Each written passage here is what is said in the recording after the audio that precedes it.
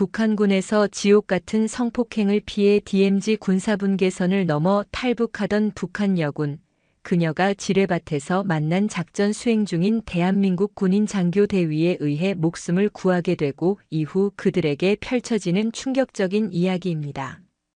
여러분들은 지금 어디에서 어떤 일을 하시면서 청취하고 계신가요? 각자 댓글로 남겨주시면 감사드리겠습니다. 영상 시청하시기 이전에 구독과 좋아요 부탁드립니다. 저희에게 큰 힘이 됩니다. 짙은 어둠이 쇠 비린내와 뒤섞여 코를 찔렀다. 강원도 철원 대한민국 육군 제5보병사단 열쇠부대 소속 수색중대장 이태준 대위는 갓 27의 젊은 장교였지만 그가 짊어진 철모의 무게는 결코 가볍지 않았다. 턱 밑까지 단단히 조인 방탄모 아래로 드러난 그의 눈은 칠흑 같은 어둠 속에서도 한치의 흐트러짐 없이 전방을 주시하고 있었다. 사위는 고요했다. 하지만 그 고요함은 평화가 아닌 금방이라도 터질 듯한 긴장감의 다른 이름이었다. 간간히 들려오는 풀벌레 소리마저도 신경을 곤두서게 만드는 곳, 바로 비무장지대였다. 태준이 이끄는 수색팀은 정기적인 야간 매복 작전 수행 중이었다. 남방한 개선 철책을 따라 조용히 이동하며 혹시 모를 적의 침투나 도발에 대비하는 늘상 반복되는 임무였다. 중대장님, 안개가 너무 짙습니다. 시야 확보가 어렵습니다. 통신병이 낮은 목소리로 속삭였다. 태준은 고개를 끄덕이며 손짓으로 대원들에게 더욱 경계를 강화하라는 신호를 보냈다. 여름에서 가을로 넘어가는 길목의 새벽 안개는 마치 살아있는 생물처럼 스멀스멀 피어올라 온 세상을 집어삼킬 듯했다. 한치 앞도 분간하기 어려운 안개는 적에게도 우리에게도 똑같이 위험한 장막이었다. 그때였다. 정적을 깨고 아주 미세한 소리가 태준의 귓가를 파고들었다. 마른 나뭇가지를 밟는 소리. 하지만 멧돼지나 고라니 같은 산짐승의 움직임과는 미묘하게 달랐다. 훨씬 조심스럽고 계산된 움직임. 태준의 온몸에 소름이 돋았다. 그는 즉시 손을 들어 대원들을 정지시켰다. 모두가 숨을 죽이고 소리가 들려온 방향으로 총구를 겨눴다. 심장이 세차게 방망이질 쳤다. 몇 분 같은 몇 초가 흘렀을까. 안개 속에서 희미한 형체가 서서히 모습을 드러냈다. 처음에는 검은 그림자 같았던 형체는 점점 가까워지며 사람의 윤곽을 띠기 시작했다. 분명 군복을 입고 있었다. 하지만 아군의 복장과는 확연히 다른 짙은 국방색의 인민군 군복이었다. 손들어. 움직이면 쏜다. 태준의 목소리가 얼음처럼 차갑게 안개를 갈랐다. 대원들이 일제히 소총의 안전장치를 풀었다. 철컥 하는 금소금이 비장하게 울려 퍼졌다. 안개 속 인형이 그 자리에 우뚝 멈춰 섰다. 무장한 군인. 그것도 단독으로 움직이는. 교전 수칙상 즉각 사살해도 무방한 상황이었다. 태준의 손가락이 방아쇠에 힘을 주었다. 그런데 상대방의 반응이 예상과 달랐다. 무기를 들지도 저항할 기미를 보이지도 않았다. 오히려 힘없이 휘청거리는 듯 했다. 잠시 후 그 인형은 천천히 두 손을 머리 위로 들어 올렸다. 그리고 안개 속에서 한 발자국 더 가까이 다가왔다. 마침내 달빛이 짙은 안개를 뚫고 그 모습을 비추었을 때 태준과 대원들은 모두 숨을 삼켰다. 짧게 자른 머리, 앳되어 보이는 얼굴. 그들은 총구를 겨눈 상대가 남자가 아닌 젊은 여군이라는 사실을 깨달았다. 그녀의 군복은 흙과 먼지로 더러워져 있었고 군화는 이미 다해져 발가락이 보일 지경이었다. 무엇보다 그녀의 눈빛, 절박함과 두려움, 그리고 알 수 없는 간절함이 뒤섞인 그 눈빛이 태준의 심장을 강하게 흔들었다. 그녀의 계급은 소위 북한군 장교였다. 그녀는 무기도 소지하지 않은 상태였다. 지친 기색이 역력한 얼굴로 그녀는 겨우 입을 열었다. 목소리는 심하게 갈라져 있었다. 쏘지 마시오. 나는 넘어왔소. 넘어왔다. 그 한마디가 가진 무게는 천근만근이었다. 귀순. 영화나 뉴스에서나 보던 일이 지금 태준의 눈앞에서 벌어지고 있었다. 태준은 혼란스러웠다. 적군이다. 의심해야 한다. 위장 귀순일 수도 있다. 온갖 가능성이 머릿속을 스쳐 지나갔다. 하지만 그의 눈에 비친 것은 지치고 상처 입은 한 명의 인간일 뿐이었다. 다가오지 마. 거기 멈춰. 태준은 단호하게 외쳤다. 규정대로라면 즉시 상부에 보고하고 신병을 확보해야 했다. 하지만 그러기엔 상황이 너무나도 미묘했다. 이곳은 적의 관측이 언제든 가능한 최전방. 만약 그녀를 쫓는 추격조라도 있다면 이곳은 순식간에 교전지역으로 변할 것이다. 자신뿐만 아니라 대원들의 목숨까지 위험해질 수 있었다. 제발 도와주시오. 돌아가면 나는 죽소. 여군의 목소리에 물기가 섞여 나왔다. 그녀는 비틀거리며 한 걸음 더 내디디려다 그만 힘이 다했는지 풀썩 그 자리에 주저앉고 말았다. 태준은 잠시 망설였다. 그의 머릿속에서 이성과 감성이 치열하게 싸웠다. 대한민국 장교로서의 임무와 한 인간으로서의 연민 사이에서 그는 갈등했다. 그 순간 북쪽 방향에서 희미하게 군견 짖는 소리가 들려오는 듯 했다. 추격조가 가까이 온 것일까? 태준은 결단을 내려야 했다. 여기서 그녀를 이대로 상부에 보고하고 절차를 밟는다면 그 과정에서 소요될 시간 동안 무슨 일이 벌어질지 몰랐다. 교전이 발생할 수도 있고 최악의 경우 저 여인은 눈앞에서 사살당할 수도 있었다. 태준은 짧은 한숨을 내쉬었다. 그는 대원들에게 수신호를 보냈다. 경계 유지. 내가 접근한다. 대원들은 긴장된 표정으로 고개를 끄덕였다. 태준은 소총을 든 채 천천히 조심스럽게 그녀에게 다가갔다. 가까이 다가가자 흙먼지와 화약 냄새, 그리고 피 냄새가 섞여 코를 찔렀다. 그녀의 팔뚝에서는 피가 흐르고 있었다. 철책을 넘다 다친 모양이었다. 태준은 그녀의 앞에 쭈그려 앉았다. 경계심을 풀지 않은 채 하지만 최대한 위협적이지 않은 목소리로 물었다. 이름이 뭐지? 한설이라고 하오. 계급은 소위. 맞나? 그녀는 힘겹게 고개를 끄덕였다. 그녀의 눈동자가 두려움에 떨리고 있었다. 태준은 그녀의 눈을 똑바로 바라보았다. 거짓이나 위장은 보이지 않았다. 오직 살고 싶다는 처절한 생존 본능만이 가득했다. 나를 따라와. 대신 어떤 저항이나 돌발 행동도 하지 마. 그랬다간 나도 당신을 지켜줄 수 없어. 이것은 명백한 규정 위반이었다. 즉시 보고하지 않고 귀순자를 임의로 이동시키는 것은 군법에 따라 엄중한 처벌을 받을 수 있는 행위였다. 하지만 태준은 자신도 모르게 그녀에게 손을 내밀고 있었다. 어쩌면 그것은 조국을 지키는 군인의 사명감 이전에 위험에 처한 사람을 외면할 수 없는 인간의 본능이었을지도 모른다. 한설이. 그녀는 떨리는 손으로 태준이 내민 손을 잡았다. 그의 손은 크고 따뜻했다. 며칠 밤낮을 굶고 뛰며 죽음의 공포 속에서 헤맸던 그녀에게 그 온기는 마치 구원의 동아줄처럼 느껴졌다. 태준은 그녀를 일으켜 세웠다. 그녀는 제대로 서 있지도 못할 만큼 기력이 쇠해 있었다. 부축해. 그리고 모두들 들어라. 오늘 밤 이 일은 절대 발설해선 안 된다. 내가 모든 책임을 진다. 알겠나? 태준은 가장 믿음직한 박 중사에게 서리의 반대편 팔을 부축하게 했다. 박 중사는 잠시 망설이는 듯 했지만 이내 말없이 태준의 명령에 따랐다. 그들은 안개를 방패 삼아 신속하게 움직이기 시작했다. 그들의 목적지는 부대가 아니었다. 태준이 오래전 훈련 중 우연히 발견해 두었던 지도에도 없는 폐쇄된 아군 진지였다.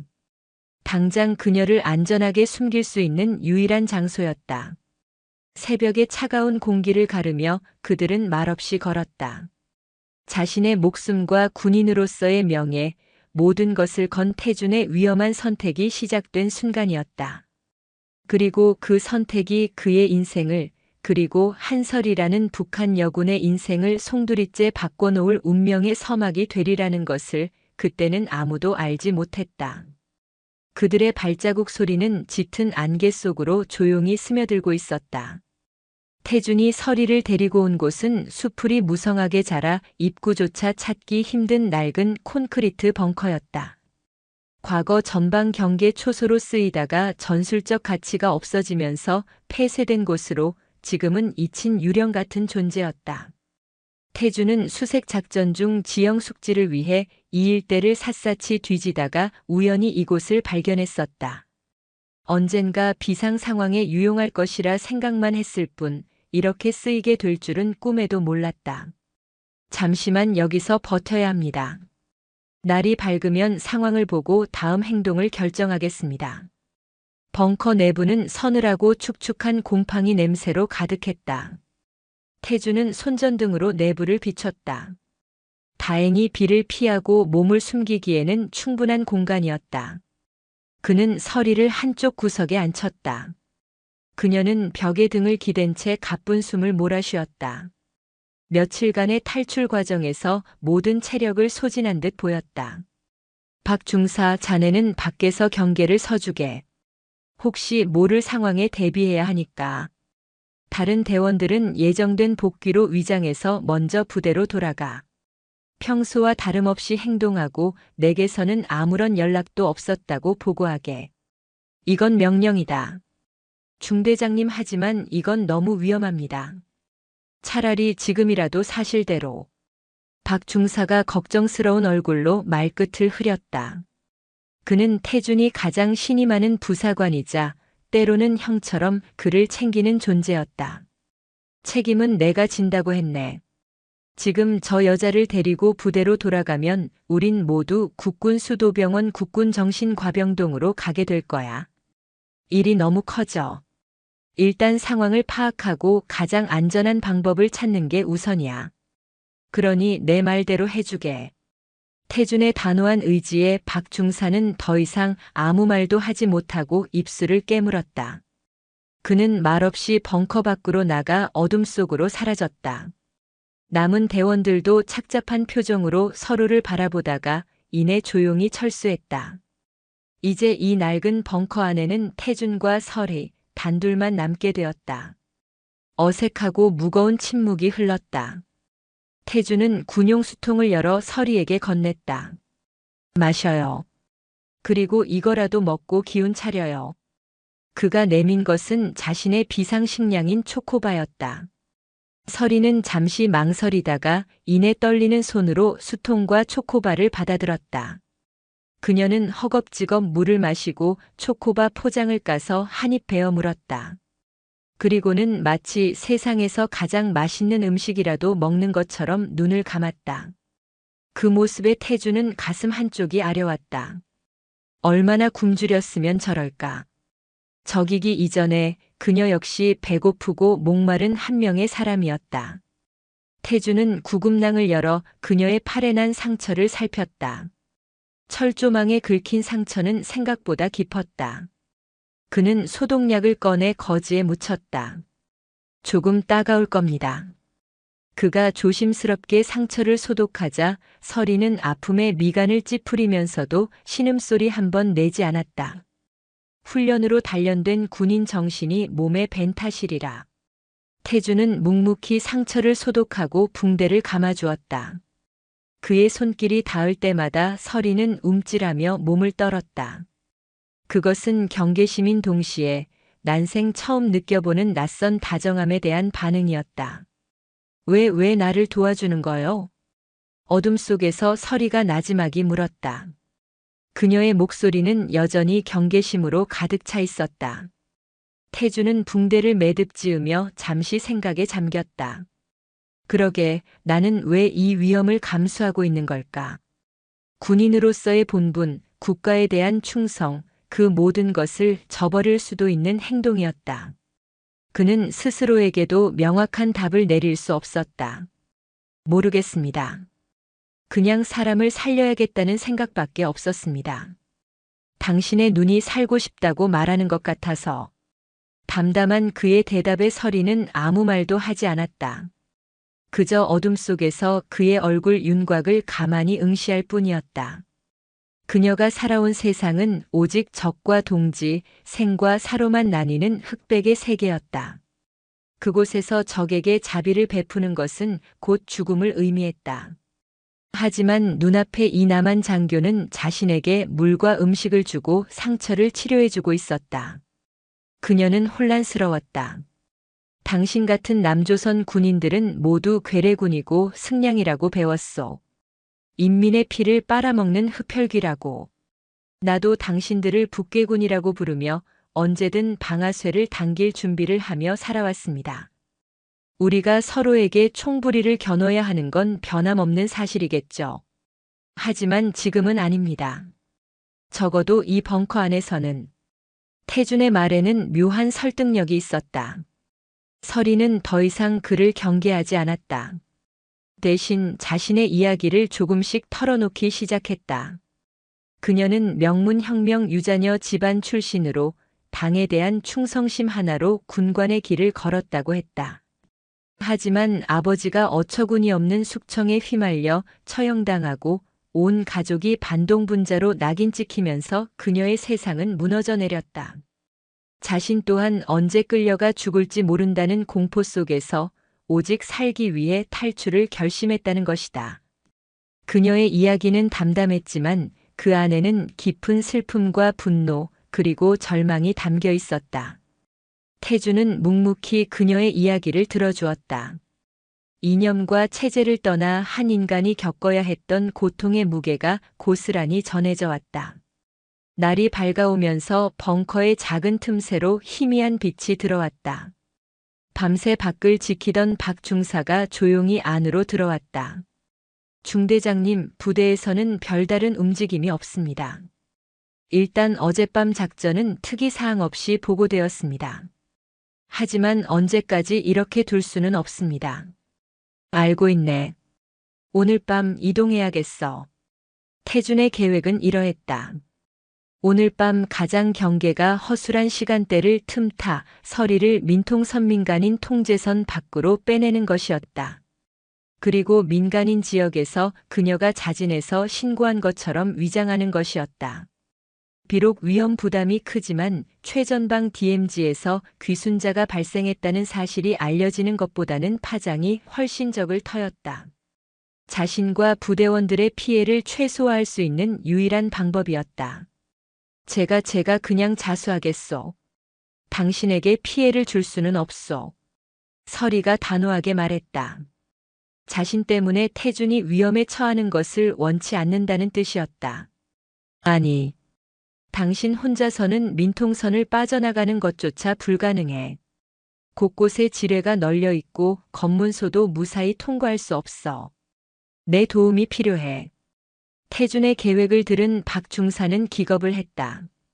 중대장님 제정신이십니까? 이건 귀순자 은닉을 넘어 이적 행위로 오해받을 수도 있는 일입니다. 차라리 지금이라도 상부에 자수하고 선처를 구하는 것이. 박 중사. 이미 엎질러진 물이야. 내가 시작한 일 내가 마무리한다. 자네는 더 이상 관여하지 말고 부대로 복귀해. 이건 중대장으로서의 마지막 명령이다. 태준의 눈빛은 확고했다. 박 중사는 더 이상 그를 말릴 수 없다는 것을 깨달았다. 그는 무거운 한숨을 내쉬며 마지막으로 준비해온 전투 식량과 물을 건넸다. 부디 무사하셔야 합니다. 그 말을 남기고 박 중사는 벙커를 떠났다. 다시 둘만 남은 벙커 안. 태준은 지도를 펼쳐 이동 경로를 짰다. 낮 동안에는 벙커에서 숨어 있다가 밤이 되면 움직일 계획이었다. 어색한 동거는 계속되었다. 그들은 간간히 대화를 나누었다. 처음에는 서로의 군 생활에 대해, 나중에는 가족과 고향, 그리고 꿈에 대해 이야기했다. 서리는 평양에서의 어린 시절을, 태주는 서울에서 보낸 대학 시절을 이야기했다. 너무나도 다른 환경에서 자랐지만 그들이 나누는 이야기 속에는 공통된 감정이 있었다. 가족에 대한 그리움, 미래에 대한 불안감, 그리고 평범한 삶에 대한 동경. 이념의 벽으로 가로막혀 있던 두 사람은 조금씩 서로를 한 명의 사람으로 마주하기 시작했다. 태주는 서리가 잠든 사이 그녀의 얼굴을 가만히 내려다보았다. 화장기 없는 앳된 얼굴, 긴장과 피로에 지쳐 잠든 모습은 영락없는 또래의 여성이었다. 저 가녀린 어깨에 얼마나 무거운 짐을 지고 여기까지 왔을까. 연민과 함께 자신도 모르는 어떤 감정이 마음속에서 싹트고 있음을 느꼈다. 그날 밤 달빛마저 구름에 가려진 칠흑 같은 어둠 속에서 두 사람은 벙커를 나섰다.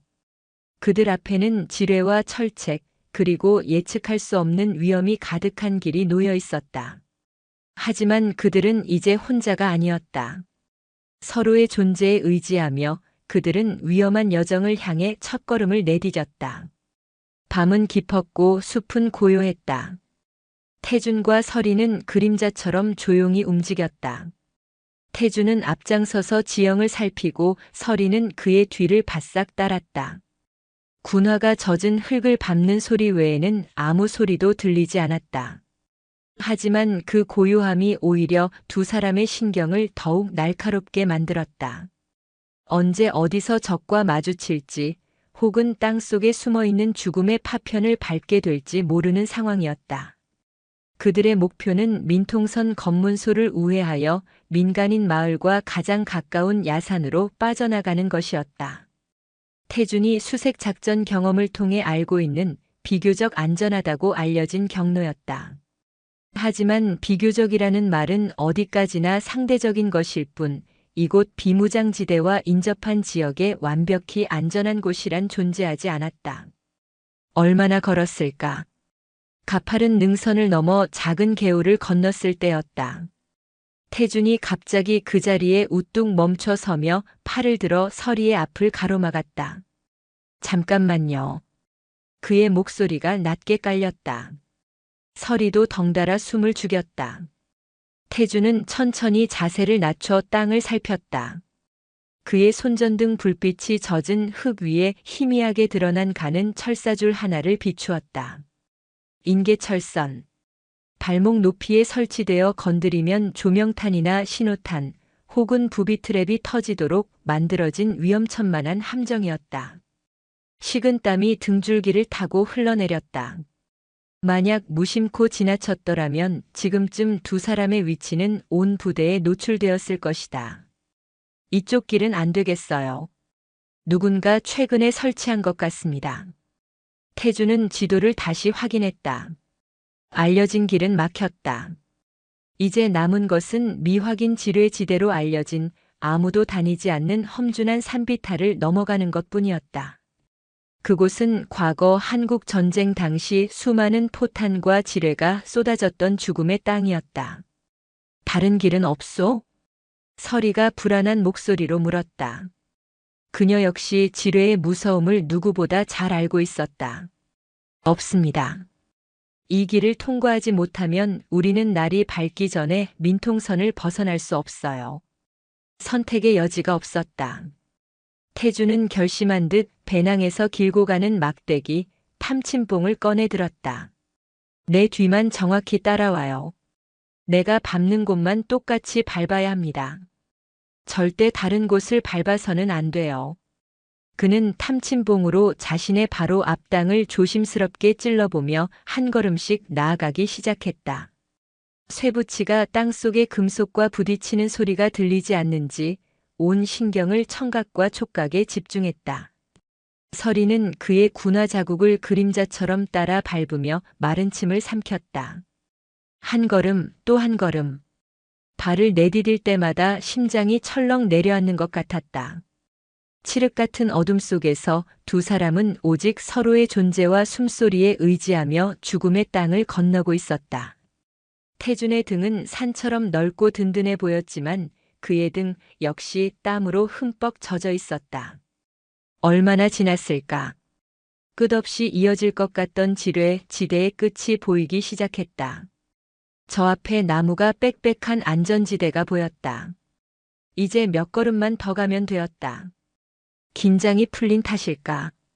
서리가 발을 옮기던 순간 그녀의 발밑에서 바삭하는 소리와 함께 흙이 살짝 무너져 내렸다. 악! 짧은 비명과 함께 서리의 몸이 균형을 잃고 옆으로 쓰러지려 했다. 그 순간 태준이 반사적으로 몸을 돌려 그녀의 팔을 잡아챘다. 하지만 이미 늦었다. 그녀의 발이 태준이 확인하지 않은 지점의 땅을 밟고 말았다. 그리고 정적. 아무 일도 일어나지 않았다. 두 사람은 숨을 멈춘 채 그 자리에 얼어붙었다. 서리의 발밑은 그저 부드러운 흙뿐이었다. 다행히 지뢰가 없었던 것이다. 괜찮아요? 태준이 떨리는 목소리로 물었다. 서리는 대답 대신 거친 숨을 몰아쉬었다. 죽음의 문턱까지 갔다가 돌아온 공포에 온몸이 사시나무처럼 떨렸다. 태준은 그녀를 단단히 붙잡아 일으켜 세웠다. 거의 다 왔습니다. 조금만 더 힘을 내요. 그의 목소리는 불안에 떠는 그녀를 안심시키려는 듯 부드럽고 차분했다. 그는 다시 그녀의 손을 잡았다. 이번에는 놓치지 않겠다는 듯 굳게. 그의 손에서 전해져 오는 강한 힘과 온기의 서리는 조금씩 안정을 되찾았다. 그의 손을 잡고 있자 이상하게도 무섭지 않았다. 마침내 두 사람은 지뢰지대를 무사히 통과하여 안전한 숲속에 도착했다. 둘 다 그 자리에 주저앉아 가쁜 숨을 몰아쉬었다. 살아남았다는 안도감과 극도의 긴장이 풀리면서 온몸에 힘이 빠져나갔다. 고맙소. 당신 덕분에 또 살았소. 서리가 숨을 고르며 말했다. 그녀의 눈에는 눈물이 그렁그렁 맺혀 있었다. 태주는 아무 말 없이 그녀의 어깨를 토닥여 주었다. 말보다 더 큰 위로가 담긴 손길이었다. 그들은 잠시 휴식을 취했다. 동쪽 하늘이 서서히 붉게 물들기 시작하고 있었다. 시간이 없었다. 그들은 마지막 남은 힘을 쥐어짜 다시 걷기 시작했다. 그리고 마침내 저 멀리 민가의 불빛이 보이기 시작했다. 민통선을 완전히 벗어난 것이다. 이제 다 왔습니다. 태준이 말했다. 그는 흑투성이가 된 서리의 군복을 보며 잠시 생각에 잠겼다. 이 모습 그대로 마을에 나타나면 분명 소동이 일어날 터였다. 그는 자신의 배낭에 넣어두었던 여벌의 활동복 상의를 꺼내 그녀에게 건넸다. 이걸로 갈아입어요. 군복보다는 나을 겁니다. 서리는 말없이 옷을 받아들었다. 그가 시선을 돌려주는 사이 그녀는 흙먼지투성이 군복을 벗고 그의 옷으로 갈아입었다. 그의 채취가 남아있는 헐렁한 옷은 낯설었지만 이상하게도 포근하게 느껴졌다. 나는 이제 돌아가야 합니다. 저기 보이는 마을로 내려가서 산에서 길을 잃었다고 말해요. 그리고 경찰에 자진해서 신고하면 그들이 당신을 안전하게 보호해 줄 겁니다. 이별의 순간이 온 것이다. 이틀 남짓한 짧은 시간이었지만 두 사람은 생사를 넘나드는 경험을 함께했다. 그 사이 그들의 마음속에는 적군과 아군이라는 경계선을 넘어선 어떤 감정이 자리 잡고 있었다. 당신 이름이 뭐라고 했소? 서리가 물었다. 이태준입니다. 이태준 잊지 않겠소. 당신의 은혜 평생 잊지 않겠소. 서리의 눈에서 결국 눈물이 흘러내렸다. 태준은 애써 그녀의 시선을 피하며 담담하게 말했다. 몸 조심하고 앞으로는 부디 평범하고 행복하게 살아요. 한설의 씨. 그는 한설의 씨라는 군인이 아닌 한 여자로서의 호칭을 처음으로 사용했다. 그 말을 끝으로 태준은 미련 없이 돌아섰다. 다시 어둠 속으로 자신이 있어야 할 곳으로 돌아가기 위해서였다. 서리는 그의 뒷모습이 완전히 사라질 때까지 그 자리에서 움직이지 못했다. 그의 마지막 말이 심장에서 계속 맴돌았다. 행복하게 살아요. 그녀는 두 주먹을 불끈 쥐었다. 그래, 살아야 한다. 그가 목숨을 걸고 구해준 삶이다. 반드시 살아남아 그가 바랐던 것처럼 행복해져야 한다. 서리는 눈물을 닦고 결연한 표정으로 마을을 향해 걸음을 옮겼다. 그녀의 새로운 삶이 시작되는 순간이었다. 그리고 그 가슴 속에는 자신을 구해준 남한 장교 이태준이라는 이름이 깊이 새겨지고 있었다. 이 만남이 그들의 운명을 어떻게 엮어나갈지는 아무도 모른 채 두 사람은 각자의 길을 향해 나아가고 있었다. 한설이의 새로운 삶은 철저한 격리와 신문으로 시작되었다. 그녀가 민가로 내려와 자신을 발견해달라고 외쳤을 때 마을은 발칵 뒤집혔다. 신고를 받고 출동한 경찰은 그녀의 남루한 행색과 말투에서 직감적으로 그녀가 평범한 조난자가 아님을 알아차렸다. 곧이어 국가정보원, 국군안보지원 사령부의 검은색 세단들이 먼지를 일으키며 도착했고 그녀는 눈이 가려진 채 어디론가 이송되었다. 그녀가 발을 디딘 나만의 첫인상은 차가운 취조실의 공기와 눈을 멀게 하는 백열등 불빛이었다. 이름, 나이, 소속을 다시 말해봐. 매일 같은 질문이 반복되었다. 조사관들은 번갈아가며 그녀를 압박했다. 어떤 이는 회유했고 어떤 이는 협박했다. 그들의 눈빛은 예리한 칼날 같아서 아주 작은 거짓말이라도 베어버릴 듯했다. 서리는 이태준과 약속했던 대로 철저하게 그를 자신의 이야기에서 지원했다. 압록강을 넘어 중국을 통해 넘어왔다고 둘러댈까도 생각했지만 자신의 행색과 발견된 위치를 고려할 때 군사분계선을 직접 넘었다고 하는 편이 설득력 있었다. 그녀는 며칠 밤낮을 홀로 헤매다 우연히 철책의 허술한 지점을 발견했고 죽을 힘을 다해 넘어왔노라고 진술했다. 지뢰밭을 어떻게 피했냐는 집요한 질문에는 그저 하늘이 도왔다고 운이 좋았을 뿐이라고 답했다. 운? 한설의 동무 여길 너무 물로 보는 거 아니오? 당신이 넘어온 그 일대는 대한민국 육군에서도 가장 험하기로 소문난 지뢰밭이야. 고라니 새끼 한 마리도 온전히 지나가기 힘든 곳을 당신이 운으로 통과했다.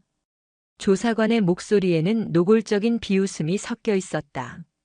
하지만 서리는 흔들리지 않았다. 그녀는 북에서 배운 대로 감정을 드러내지 않고 강철 같은 표정으로 일관했다. 오히려 그녀의 당당함과 군인으로서의 흐트러짐 없는 자세는 조사관들을 더욱 혼란스럽게 만들었다. 그녀가 진술하는 북한군의 내부 사정, 부대 편제, 훈련 방식 등은 너무나도 구체적이고 정확해서 위장 귀순이라고 단정하기 어려웠다. 하지만 동시에 단독으로 지뢰밭을 돌파했다는 그녀의 주장은 상식적으로 불가능에 가까웠다. 조력자가 있었을 것이다. 조사관들 사이에서는 그런 의견이 힘을 얻기 시작했다. 누군가 그녀를 도왔다. 내부의 공모자 혹은 난파된 다른 고정 간첩일 수도 있었다. 그들은 서리를 더욱 거세게 몰아붙였지만 그녀는 굳게 입을 닫았다. 이태준, 그의 이름 석자를 발설하는 순간 그가 어떤 위험에 처할지 너무나도 잘 알았기 때문이다. 자신을 살려준 생명의 은인을 배신할 수는 없었다. 취조가 없는 시간, 그녀는 독방에 갇혀 남한 사회에 대한 교육 비디오를 시청해야 했다. 화면 속에서는 현란한 불빛의 도시와 풍요로운 사람들의 모습이 흘러나왔다. 하지만 그녀의 눈에는 그 모든 것이 현실감 없는 신기루처럼 보일 뿐이었다. 그녀의 머릿속은 온통 이태준에 대한 걱정과 그리움으로 가득 차 있었다. 그는 무사히 부대로 복귀했을까? 자신 때문에 곤란한 상황에 처하지는 않았을까? 같은 시각 강원도 철원의 5사단 수색대대 막사에서 이태준 대위는 타는 목마름과 싸우고 있었다. 그는 아무 일도 없었다는 듯 평소와 똑같이 대원들을 지휘하고 훈련을 주관했다. 하지만 그의 내면은 거친 폭풍우가 몰아치는 바다와 같았다. 겉으로는 냉철한 지휘관의 모습을 유지했지만 식은땀에 젖어 잠에서 깨는 날이 부지기수였다. 혹시 서리가 신문 과정에서 자신의 이야기를 실토하지는 않았을까? 아니, 그녀는 그럴 사람이 아니라고 믿으면서도 불안감은 독버섯처럼 마음속에서 자라났다. 그는 몰래 인터넷 뉴스 검색을 통해 북한 여성, 귀순, 철원 같은 단어들을 조합해 보았지만 어떤 기사도 찾아볼 수 없었다. 철저한 보도 통제가 이루어지고 있는 것이 분명했다. 아무런 소식도 들을 수 없다는 사실이 그를 더욱 미치게 만들었다. 그녀가 과연 안전한 것인지 아니면 어딘가에서 고통받고 있는 것은 아닌지 알 길이 없었다. 그의 불안을 눈치챈 유일한 사람은 박 중사였다. 그는 아무것도 묻지 않았지만 걱정스러운 눈빛으로 태준의 곁을 맴돌았다. 때로는 넌지시 따뜻한 커피 한 잔을 건네며 중대장님, 너무 무리하지 마십시오라고 말하는 것이 그가 할 수 있는 유일한 위로였다. 그러던 어느 날 부대의 안보지원사 소속 수사관들이 들이닥쳤다. 표면적인 이유는 부대 보안 실태 점검이었지만 그들의 질문은 이상하리만치 집요하고 구체적이었다. 특히 며칠 전 야간 매복 작전에 대해 꼬치꼬치 캐물었다. 작전 경로, 시간, 대원들의 특이 사항까지 마치 무언가를 확신하고 파고드는 듯한 분위기였다. 이 대위, 그날 작전 중에 특이점은 전혀 없었나? 예를 들어 미확인 인물을 조우했다거나 수상한 흔적을 발견했다거나 하는. 수사관의 날카로운 눈빛이 태준을 정면으로 꿰뚫었다. 태준은 심장이 철렁 내려앉았지만 훈련으로 다져진 포커페이스를 유지하며 침착하게 대답했다. 전혀 없었습니다. 보고 드린 바와 같이 안개가 매우 짙어 시야 확보가 어려웠던 것 외에는 특이사항 없었습니다. 그런가? 그런데 이 대위의 수색팀이 평소 작전 구역을 살짝 벗어났다가 복귀한 기록이 있는데 그건 어떻게 된 거지? 위성 항법 장치 기록까지 확인한 모양이었다. 태준의 등줄기에서 식은땀이 흘렀다. 하지만 그는 당황하지 않고 준비해둔 답변을 꺼냈다. 짙은 안개 때문에 잠시 방향 감각을 잃었습니다. 곧바로 경로를 수정하여 복귀했습니다. 작전 수행에 차질은 없었습니다. 알겠네. 수사관은 더 이상 캐묻지 않았지만 그의 눈에는 의심의 빛이 사라지지 않았다. 그들이 돌아간 후 태준은 다리에 힘이 풀려 주저앉을 뻔했다. 심장이 터질 것처럼 뛰었다. 수사망이 점점 좁혀오고 있음을 직감했다. 한편 몇 달간의 지루하고 고통스러운 신문 끝에 서리는 마침내 혐의 없음 처분을 받았다. 그녀의 진술에서 간첩 혐의를 입증할 만한 구체적인 증거가 나오지 않았고 조력자의 존재 또한 끝내 밝혀내지 못했기 때문이다. 그녀는 북한 이탈 주민보호센터 통칭 하나원으로 보내져 남한 사회 적응 교육을 받게 되었다. 그곳에서 한서윤이라는 새로운 이름과 주민등록번호를 부여받았다. 한서리는 이제 세상 어디에도 존재하지 않는 이름이 되었다. 하나원에서의 생활은 평온했지만 동시에 지독한 외로움과의 싸움이었다. 모든 것이 낯설었다. 자유롭게 물건을 사고 원하는 옷을 입고 먹고 싶은 음식을 먹을 수 있는 풍요는 꿈만 같았지만 그 풍요 속에서 그녀는 철저히 이방인이었다. 마음을 터놓고 이야기할 사람도 의지할 곳도 없었다. 밤이 되면 그녀는 어김없이 태준을 떠올렸다. 죽음의 땅에서 자신의 손을 잡아주던 그의 단단하고 따뜻했던 손길, 자신을 보며 행복하게 살라고 말하던 그의 목소리를 잊을 수가 없었다. 그를 만나고 싶었다. 미치도록 보고 싶었다. 하지만 어떻게? 군부대의 위치도 그의 연락처도 알 길이 없었다. 수료를 앞두고 사회에 나갈 준비를 하던 어느 날 서리는 교육과정 중에 들었던 국군장병 위문편지 보내기 프로그램에 대한 기억을 떠올렸다. 어쩌면 아주 희박한 가능성이지만 이것이 유일한 방법일지도 모른다. 그녀는 밤을 새워 편지를 썼다. 수신인은 강원도 철원 5사단 수색대대 이태준 대위. 하지만 편지 내용은 평범한 위문편지와는 달랐다. 그녀는 자신의 신분을 드러내지 않은 채 하나원을 막 수료한 한 탈북민이라고만 밝혔다. 그리고 편지 말미에 그와 자신만이 알 수 있는 암호를 남겼다. 어둡고 축축했던 벙커에도 아침은 찾아오더군요. 언젠가 기회가 된다면 지뢰꽃 대신 진달래가 만발한 산에 올라 그날의 아침 햇살에 대해 이야기 나누고 싶습니다. 민통선 너머 하얀 불상이 고요히 북녘을 바라보는 작은 절이 있다고 들었습니다. 그녀가 말한 절은 태준이 그녀를 데리고 이동하던 중 저 산 너머에 오래된 절이 하나 있는데 그곳에서 보는 일출이 그렇게 아름답다고 하더군요라고 무심코 말했던 곳이었다. 만약 그가 자신을 기억하고 있다면 이 편지의 의미를 알아차릴 것이라고 믿었다. 수많은 위문 편지 더미 속에 섞여 서리의 편지는 5사단으로 배달되었다. 부대 행정병은 무심코 편지들을 분류하다가 이태준 대위 앞으로 온 편지를 발견하고는 그의 관물대에 꽂아두었다. 훈련을 마치고 녹초가 되어 돌아온 태준은 편지를 발견하고 무심코 봉투를 뜯었다. 그리고 편지를 읽어 내려가던 그의 눈이 어느 한 문장에서 그대로 멈췄다. 하얀 불상이 고요히 북녘을 바라보는 작은 절. 태준의 심장이 세차게 뛰기 시작했다. 그녀였다. 한설이. 그녀가 살아있었다. 그리고 자신을 기억하고 있었다. 그는 주변을 살피며 아무도 없는 것을 확인한 뒤 편지를 가슴에 품고 화장실로 달려갔다. 몇 번이고 편지를 곱씹어 읽었다. 그녀가 무사하다는 안도감, 자신을 잊지 않았다는 기쁨, 그리고 그녀를 다시 만날 수 있을지도 모른다는 희망이 한꺼번에 몰려왔다. 하지만 동시에 엄청난 위험 부담이 따르는 일이었다. 이미 안보지원사의 의심을 받고 있는 상황에서 탈북민과 사적으로 접촉하는 것은 불에 기름을 붓는 격이었다. 모든 것을 잃을 수도 있었다. 군복을 벗는 것은 물론 국가보안법 위반으로 감옥에 갈 수도 있었다. 며칠 밤낮을 고뇌했다. 이성과 본능이 머릿속에서 치열하게 싸웠다. 이대로 그녀를 모른 척하는 것이 자신과 그녀 모두를 위해 현명한 길일지도 모른다. 하지만 그의 심장은 이미 답을 알고 있었다.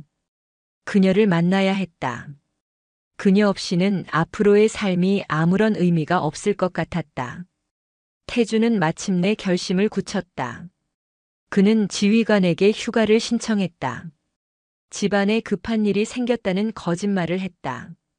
그리고 휴가가 승인되자마자 그는 사복으로 갈아입고 조용히 위병소를 빠져나왔다. 그의 목적지는 단 한 곳, 서리가 편지에 남긴 그 작은 절이었다. 과거의 그림자가 여전히 그들의 주위를 맴돌고 있었지만 그는 기꺼이 그 그림자 속으로 다시 걸어 들어가기로 결심했다. 강원도 철원의 산자락에 고즈넉이 자리 잡은 작은 사찰 도피안사. 태준은 주차장에 차를 세우고 경내로 들어섰다. 평일 오후의 사찰은 인적이 드물어 고요했다. 그의 심장은 금방이라도 입 밖으로 튀어나올 것처럼 요동쳤다. 혹시 그녀가 오지 않았으면 어떡하나, 이것이 섣부른 판단이었으면 어떡하나 하는 불안감이 엄습했다. 그는 서리가 편지에 언급했던 북녘을 바라보는 하얀 불상을 찾아 천천히 걸음을 옮겼다. 그리고 그는 보았다. 대웅전 앞마당 커다란 나무 그늘 아래 약속이라도 한 듯 그곳에 서 있는 한 여인의 뒷모습을. 낯선 민간인 복장을 하고 있었지만 단정하게 자른 머리와 곧게 편 어깨는 영락없는 그년 한설이, 아니 한서윤이었다. 태준은 저도 모르게 걸음을 멈췄다. 몇 달 만의 재회. 꿈에 그리던 순간이 눈앞에 펼쳐지자 오히려 현실감이 느껴지지 않았다. 그가 다가오는 기척을 느꼈는지 그녀가 천천히 뒤를 돌아보았다. 시선이 마주치는 순간 두 사람의 시간은 그대로 멈췄다. 서리의 눈동자가 놀라움과 반가움, 그리고 이내 터져 나오는 설움으로 크게 흔들렸다. 그녀의 눈가에 순식간에 눈물이 차올랐다. 와주었군요. 목이 메어 겨우 나온 첫 마디였다. 당신인 줄 알았습니다. 태준의 목소리도 미세하게 떨리고 있었다. 그는 성큼성큼 그녀에게 다가갔다. 더 이상 망설일 이유가 없었다. 그는 두 팔을 벌려 그녀의 어깨를 힘껏 끌어안았다. 서리는 그의 단단한 가슴에 얼굴을 묻고 참아왔던 울음을 터뜨렸다. 두려움과 외로움으로 가득했던 지난 몇 달간의 시간이 눈물과 함께 쏟아져 내렸다. 태주는 아무 말 없이 그녀의 등을 토닥여 주었다.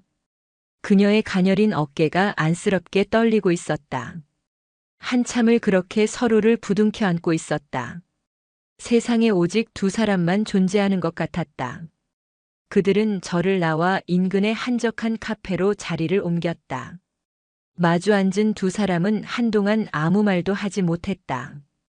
그저 서로의 얼굴을 바라보는 것만으로도 벅차올랐다. 서리는 하나원에서 나온 후 처음으로 누군가와 눈을 맞추고 진정한 대화를 나누고 있었다. 괜찮았어요? 힘들지는 않았고. 태준이 먼저 침묵을 깼다. 괜찮소. 아니, 괜찮아요. 이제 나만 말투를 써야 하는데 아직 어색해서. 서리가 멋쩍게 웃으며 말했다.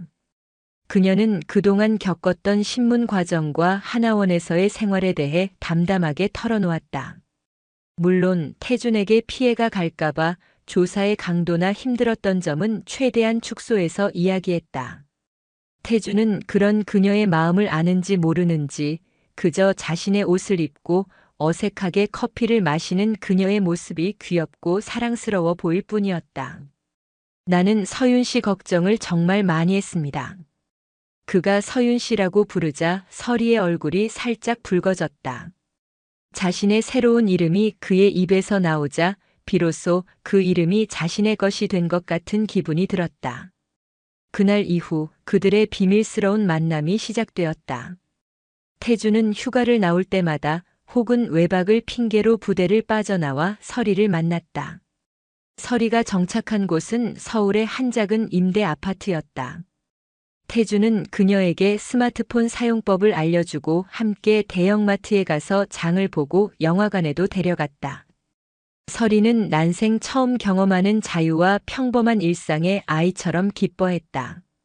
북적이는 지하철을 타고 길거리 음식을 사 먹고 한강공원에서 자전거를 타는 모든 순간이 그녀에게는 경이로움 그 자체였다.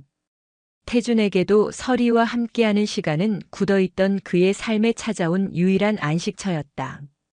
군인 이태준이 아닌 그냥 한 남자 이태준으로서 웃고 떠들 수 있는 시간이었다. 두 사람은 급속도로 가까워졌다. 함께 음식을 만들어 먹고 밤늦도록 서로의 살아온 이야기를 나누며 서로의 상처를 보듬어 주었다. 서리는 그에게서 아버지를 잃은 슬픔을 위로받았고 태주는 그녀의 순수함과 강인함에 매료되었다.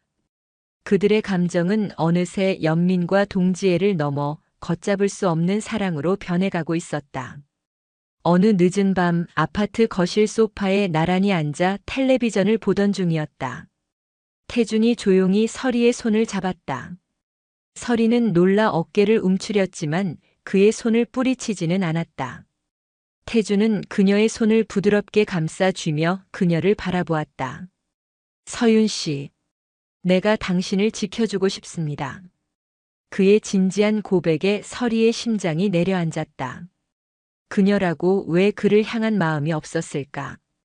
하지만 그녀는 자신의 처지를 너무나도 잘 알았다.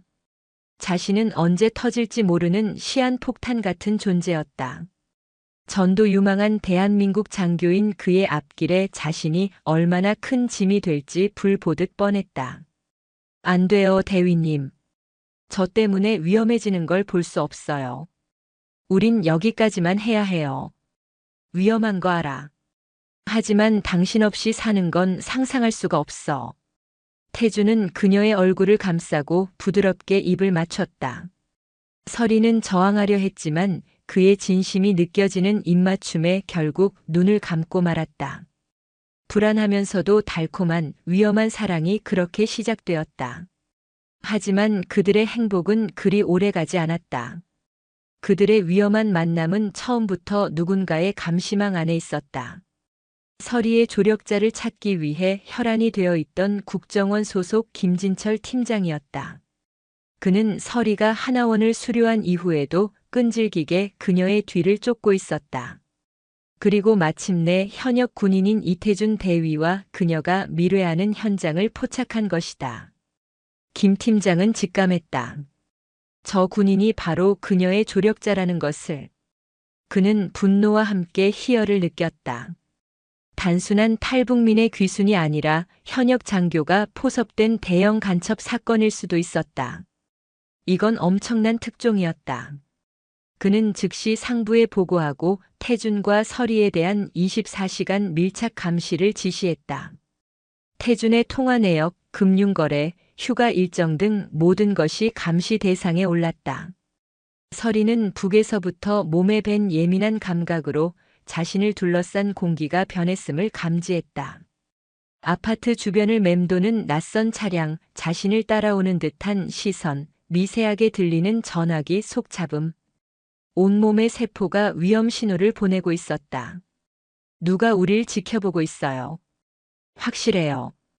어느 날 밤 그녀는 태준에게 떨리는 목소리로 말했다.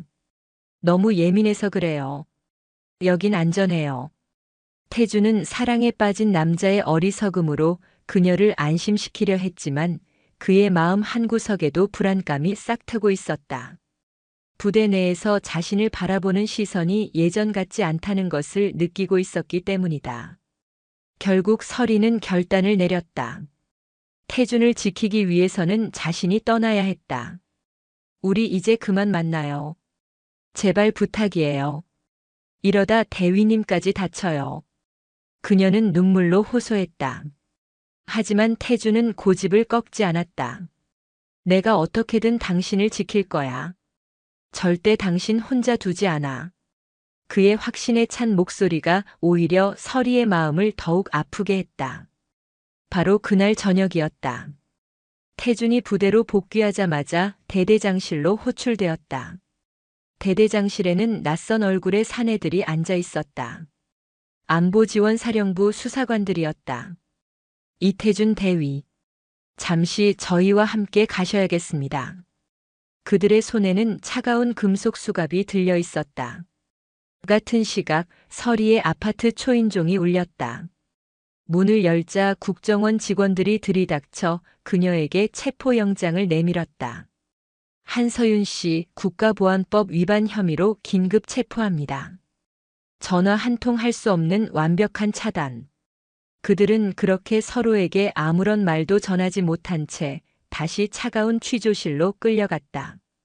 위험한 재회의 끝은 결국 파국이었다. 차가운 금속 책상과 의자 그리고 한쪽 벽면을 가득 채운 거울. 이태준은 며칠째 똑같은 풍경의 취조실에 앉아 있었다. 잠도 제대로 자지 못한 채 끝없이 이어지는 신문에 그의 정신은 점점 피폐해져 갔다. 안보지원사 수사관들은 그의 눈앞에 여러 장의 사진을 던지듯 내려놓았다. 도피안사에서 서리와 재회하던 모습, 서울의 한강공원에서 함께 웃고 있는 모습, 그녀의 아파트에 드나드는 모습까지. 그들의 모든 순간이 빠짐없이 찍혀 있었다. 이래도 할 말이 없나, 이대위. 북에서 내려온 여자랑 히히덕거리면서 무슨 밀담을 나눴지? 어떤 지령을 받았어? 수사관의 목소리는 얼음장처럼 차가웠다. 개인적인 만남이었습니다. 그 이상도 이하도 아닙니다. 태준은 혐의를 전면 부인했다. 여기서 무너져 서리와의 첫 만남까지 실토하게 되면 그녀는 위장 간첩으로 자신은 조력자로 몰려 사형까지 당할 수 있었다. 그는 모든 것을 혼자 뒤집어 쓸 각오를 했다. 우연히 알게 된 탈북 여성이 불쌍해서 개인적으로 도와준 것뿐이라고 군사기밀 유출이나 이적 행위는 결코 없었다고 일관되게 진술했다. 하지만 그를 옥죄어오는 증거들은 너무나도 명백했다. 허위 휴가 신청, 민간인과의 부적절한 접촉, 설명되지 않는 외부 활동들. 그는 대한민국 장교로서 지켜야 할 모든 규율을 어겼다. 같은 시각 서리 역시 국정원의 지하 취조실에서 혹독한 시간을 보내고 있었다. 그녀를 담당했던 김진철 팀장은 회유와 협박을 번갈아가며 그녀를 압박했다. 한서윤, 이게 당신이 말한 자유고 행복인가? 당신 때문에 전도 유망한 대한민국 장교 인생이 끝장나게 생겼어. 지금이라도 사실대로 말해. 이태준이 당신의 조력자가 맞지? 함께 넘어올 계획을 세운 거고 그가 당신의 나만 내 연락책이었던 거잖아. 서리는 입술을 깨물며 고개를 저었다. 아닙니다. 그는 아무 잘못 없어요. 제가 그를 좋아해서 일방적으로 만났을 뿐입니다. 김 팀장은 코웃음을 쳤다. 그는 마지막 카드를 꺼내들었다. 좋아, 계속 그렇게 나와 보시지. 당신이 입을 열지 않으면 이태준은 여적죄로 군사재판에 회부될 거야. 사형이야, 사형. 알겠어? 하지만 당신이 지금이라도 이태준의 간첩 혐의를 증언한다면 정상 참작해서 당신의 안전한 미래는 우리가 보장해주지. 새로운 신분, 정착금, 해외로 보내줄 수도 있어. 어떤 걸 선택하겠나? 악마의 거래였다. 그를 살리기 위해 그에게 간첩이라는 누명을 씌워야 하는 상황. 서리의 세상이 무너져 내렸다. 그녀는 며칠 밤낮을 고통 속에서 울부짖었다. 차라리 내가 죽어버리면 모든 것이 끝날까. 하지만 이태준이 자신에게 했던 마지막 말을 떠올렸다. 행복하게 살아요. 그를 위해서라도 이렇게 죽을 수는 없었다. 깊은 절망의 끝에서 그녀는 마침내 결심했다. 거짓 증언으로 구차한 삶을 얻느니 차라리 진실을 안고 함께 죽는 길을 택하기로. 그녀는 김 팀장을 똑바로 마주보며 말했다. 모든 것을 말씀드리겠습니다. 제가 군사분계선을 넘던 그날 밤의 일을. 서리는 떨리는 목소리로 모든 것을 털어놓았다. 칠흑 같던 비무장지대에서의 첫 만남, 자신을 죽일 수도 있었던 상황에서 그가 보여준 인간의 추격조를 피해 숨겨주었던 폐쇄 벙커에서의 하룻밤, 그리고 목숨을 걸고 함께 지뢰밭을 건넜던 그 순간까지. 그녀는 아무것도 꾸미거나 빼지 않고 있는 그대로를 진술했다. 그리고 마지막에 덧붙였다. 그는 저를 살리기 위해 군인으로서의 모든 것을 걸었습니다. 만약 그것이 죄라면 그 죄는 그가 아닌 저에게 물으십시오. 그를 만난 것도 그를 사랑하게 된 것도 모두 저의 죄입니다. 그녀의 진술은 너무나도 생생하고 절박해서 노련한 김 팀장조차 순간 말을 잃었다.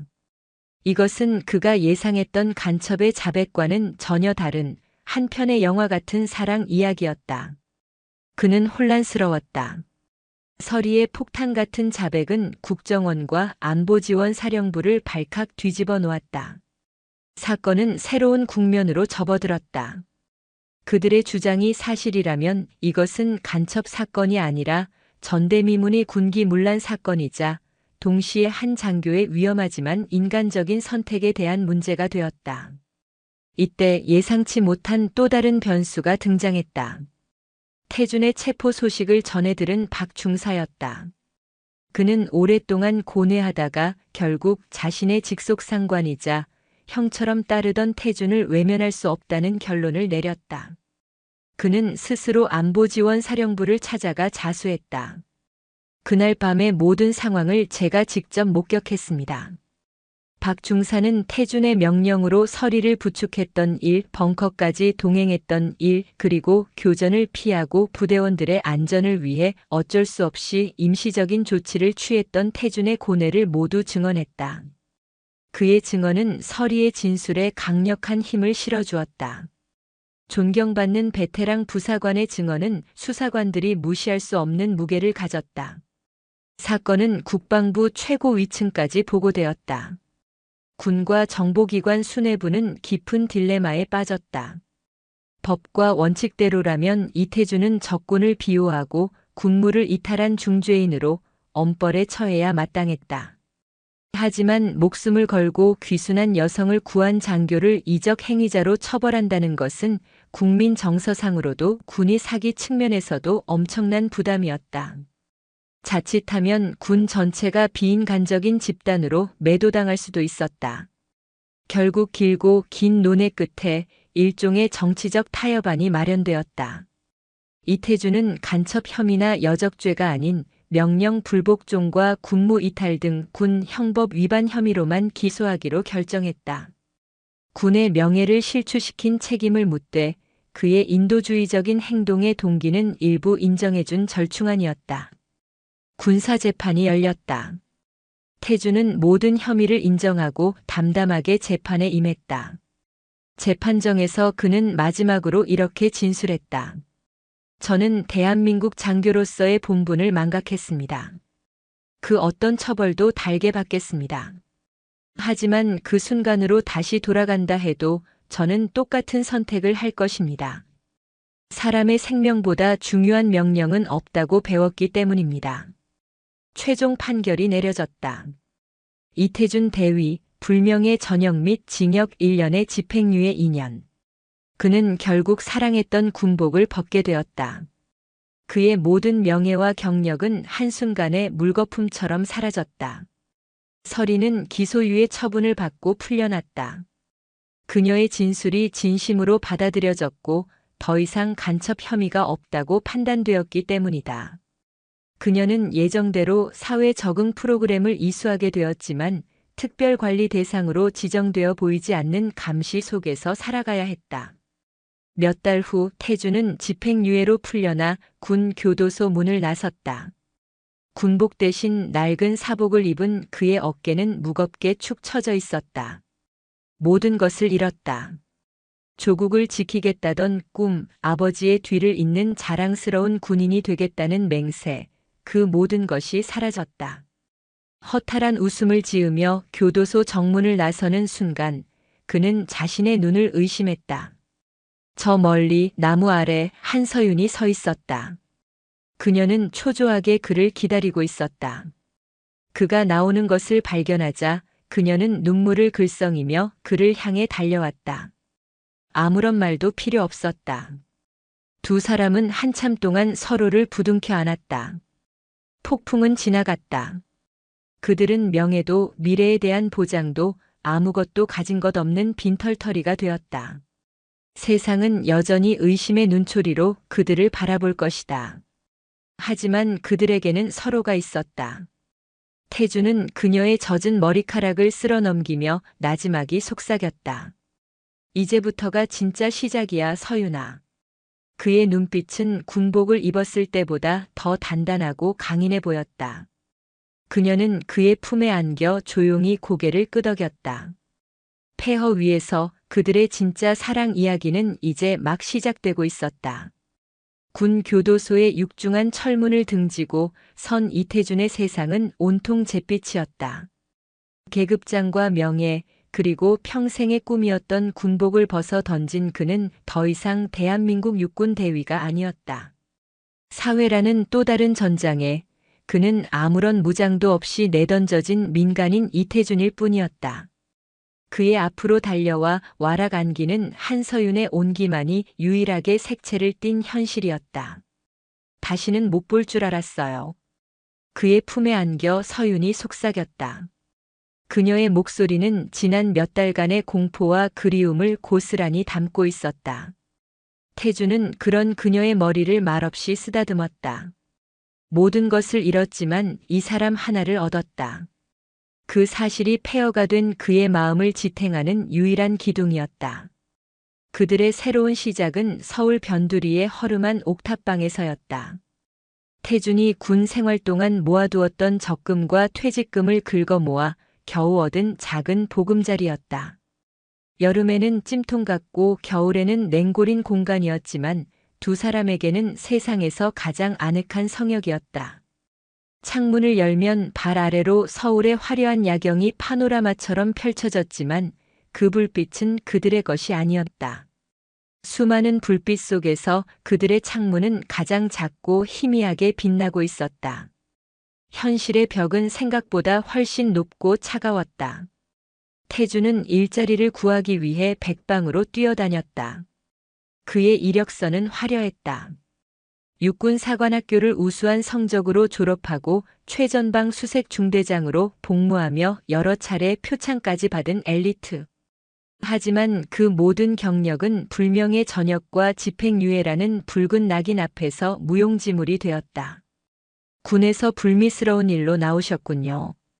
저희와는 맞지 않는 것 같습니다. 보안업체 면접관의 싸늘한 시선. 전과자는 좀이라며 말을 흐리는 물류센터 관리자의 난처한 표정. 그는 사회가 자신을 어떻게 바라보는지 뼈저리게 느껴야 했다. 한때 수십 명의 부하를 지휘하던 그의 손에는 이제 일용직 인력사무소에서 나눠주는 먼지 묻은 목장갑만을 들려 있었다. 그는 새벽같이 일어나 건설 현장으로 향했다. 철근을 나르고 시멘트를 개는 고된 노동 끝에 손에 쥐는 일당은 그의 자존심을 조금씩 갉아먹었다. 하지만 그는 불평하지 않았다. 서윤을 지켜야 했기 때문이다. 서윤 역시 가만히 있을 수 없었다. 그녀는 작은 식당의 주방 보조로 일하기 시작했다. 뜨거운 불 앞에서 하루 종일 접시를 닦고 재료를 다듬는 일은 고됐지만 자신의 힘으로 돈을 벌 수 있다는 사실이 기뻤다.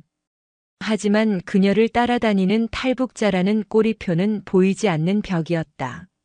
억센 북한 사투리가 튀어나올 때마다 동료들은 힐끔거리며 수군댔고 어떤 손님은 노골적으로 간첩 아니냐며 비아냥거리기도 했다.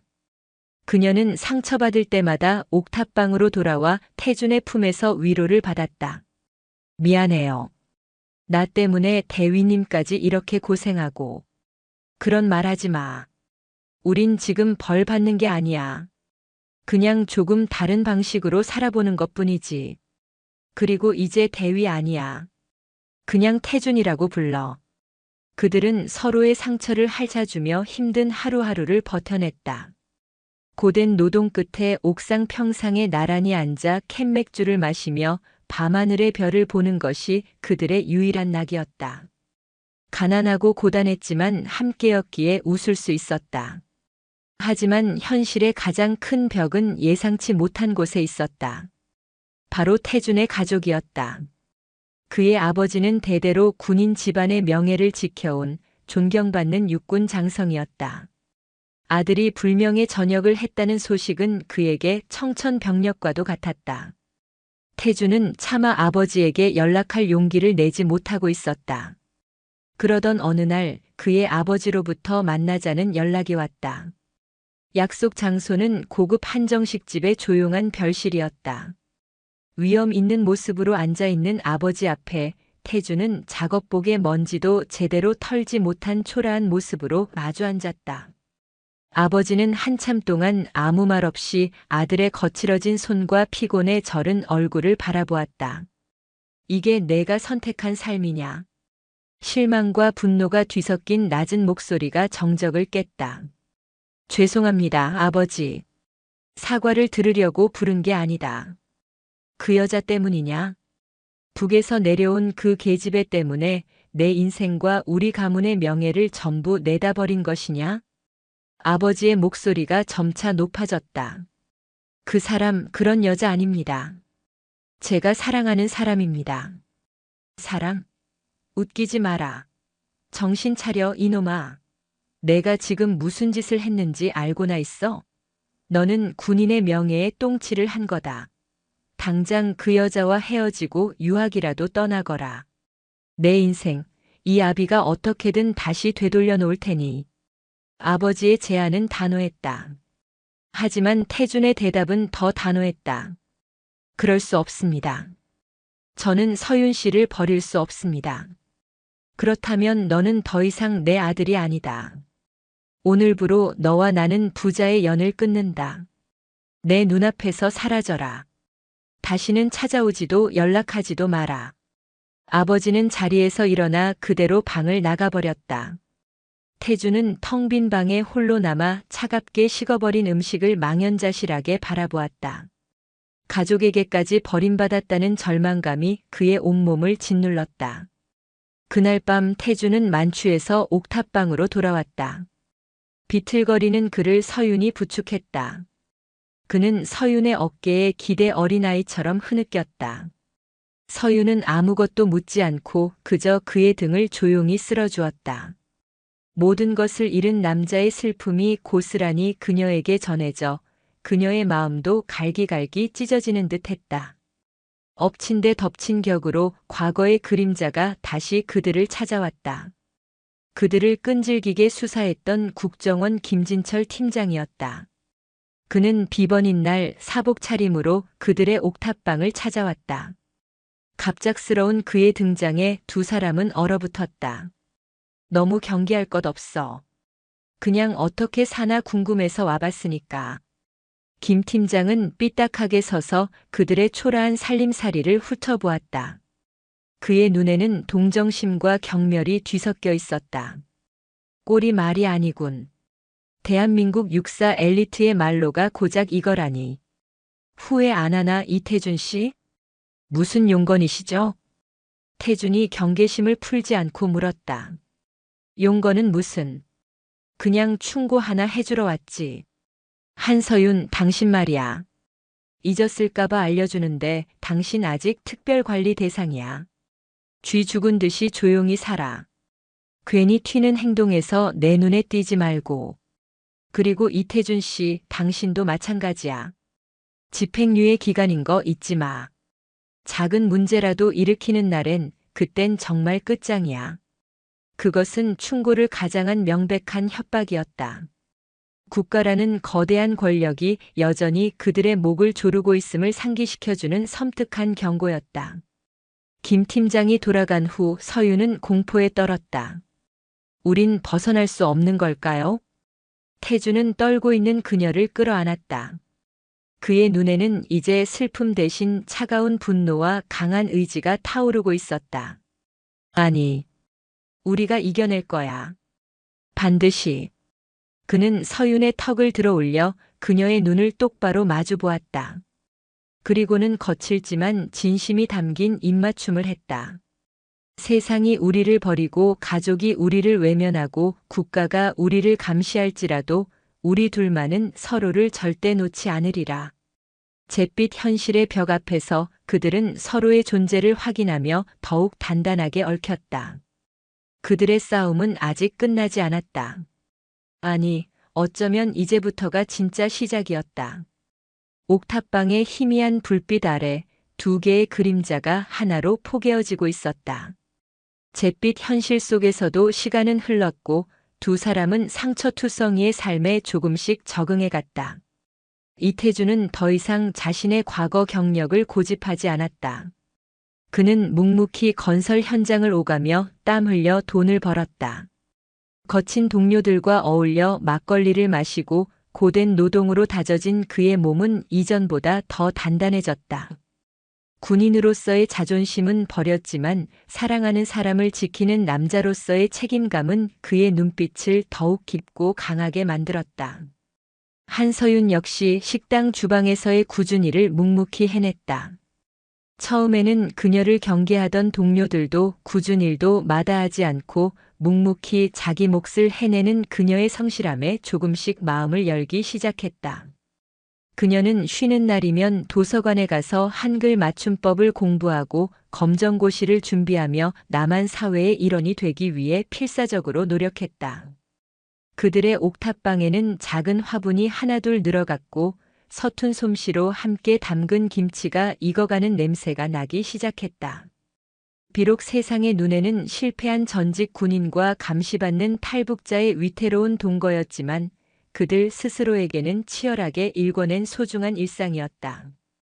그 희미한 빛 속에서 그들은 절망 대신 희망을 길어올리는 법을 배우고 있었다. 그러던 어느 날 서윤의 평온했던 일상에 작은 균열이 생기기 시작했다.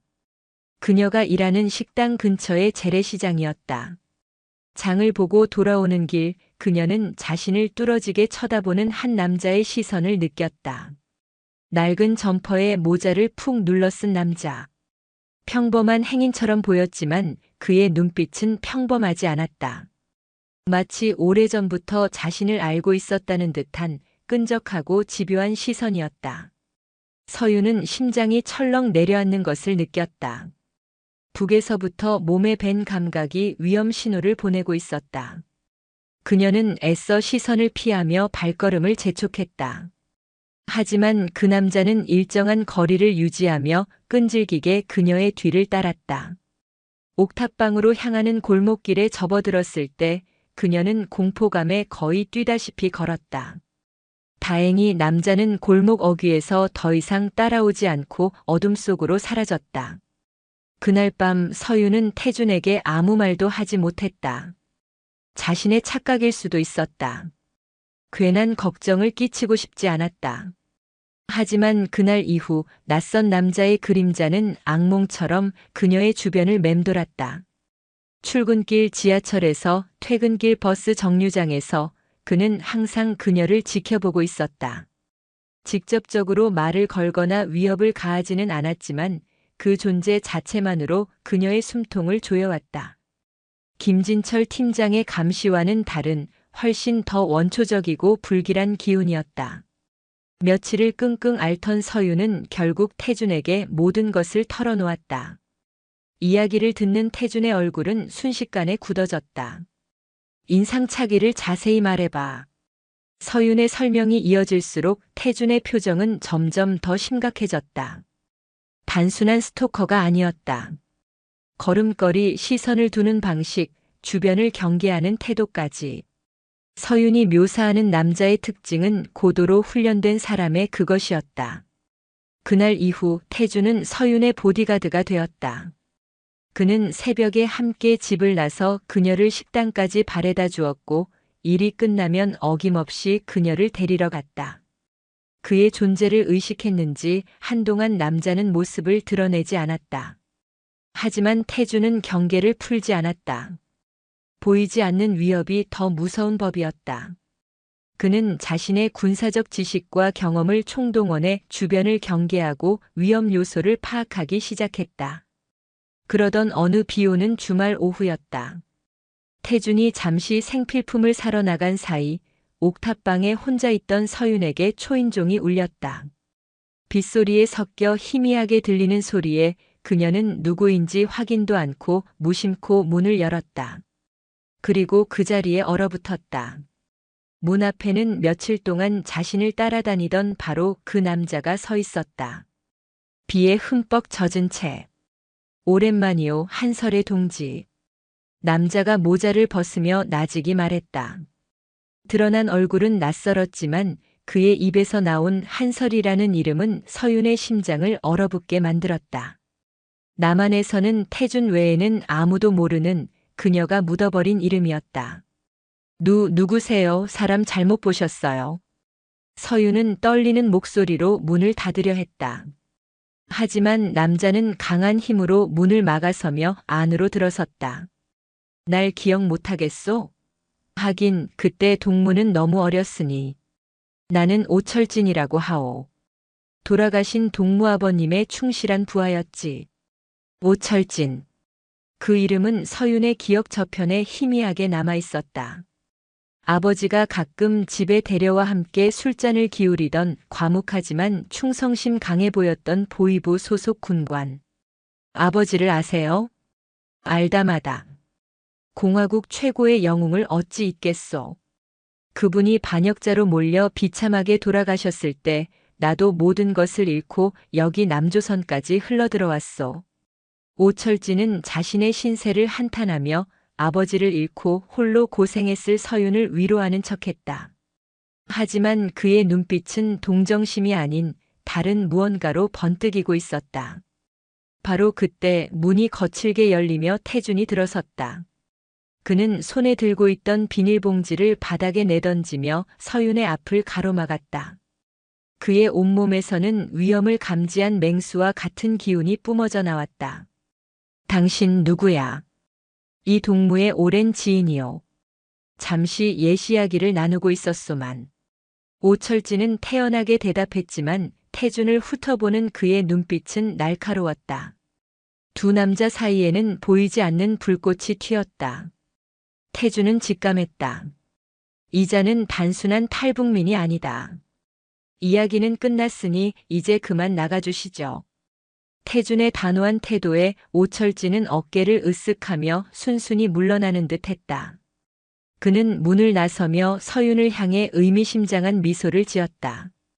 아버님의 유품 잘 간수하고 있으시오. 그게 동물을 살릴 수도 죽일 수도 있을 테니 또 보게 될 거요. 그 말을 남기고 그는 빗속으로 사라졌다. 그의 마지막 말은 서윤의 뇌리에 비수처럼 박혔다. 아버님의 유품. 그것은 바로 아버지가 처형당하기 직전 어머니를 통해 자신에게 몰래 전달했던 작은 USB 메모리였다. 아버지는 내가 살기 위해 꼭 필요할 때가 올 것이다라는 말만 남겼다고 했다. 그녀는 그 안에 무엇이 들었는지 확인하지 못한 채 옷장 깊숙한 곳에 숨겨두고 있었다. 오철진이 돌아간 후 서윤은 공포에 떨며 태준에게 모든 것을 털어놓았다. 오철진의 정체와 아버지의 유품에 대해서까지. 태준은 심각한 표정으로 그녀의 이야기를 들었다. 상황은 그가 생각했던 것보다 훨씬 더 심각했다. 오철진은 단순한 지인이 아니었다. 그는 분명 어떤 목적을 가지고 서윤에게 접근한 것이다. 그리고 그 열쇠는 바로 그 USB에 있었다. 그걸 나에게 줄 수 있어? 태준의 조심스러운 물음에 서윤은 잠시 망설였다. 그것은 아버지가 남긴 마지막 흔적이자 자신의 목숨줄일지도 모르는 물건이었다. 하지만 그녀는 이내 결심한 듯 옷장에서 작은 상자를 꺼내 그에게 건넸다. 이 세상에서 자신이 유일하게 믿을 수 있는 사람은 이태준 뿐이었다. 태준은 낡은 노트북에 조심스럽게 USB를 연결했다. 암호로 잠겨있는 수많은 파일들. 태준은 자신의 지식을 총동원해 암호를 풀기 시작했다. 몇 시간의 사투 끝에 마침내 파일 하나가 열렸다. 그리고 그 안에 담긴 내용을 확인한 순간 두 사람은 숨을 삼켰다. 그것은 북한의 해외 비자금 계좌 리스트와 자금 흐름을 상세히 기록한 기밀 문서였다. 서윤의 아버지는 단순한 군인이 아니었다. 그는 김씨 일가의 통치 자금을 관리하는 핵심 인물 중 하나였고 권력 투쟁 과정에서 비자금의 비밀을 안고 숙청당했던 것이다. 오철진은 바로 그 비자금을 노리고 서윤에게 접근한 것이 분명했다. 어쩌면 그는 북한 정찰총국에서 파견된 특수 공작원일지도 모른다. 이제 모든 것이 명확해졌다. 이것은 단순한 과거와의 조우가 아니었다. 목숨을 건 싸움의 시작이었다. 그들은 대한민국 정부와 북한 공작원이라는 거대한 두 세력 사이에 낀 그야말로 진퇴양난의 위기에 처하게 된 것이다.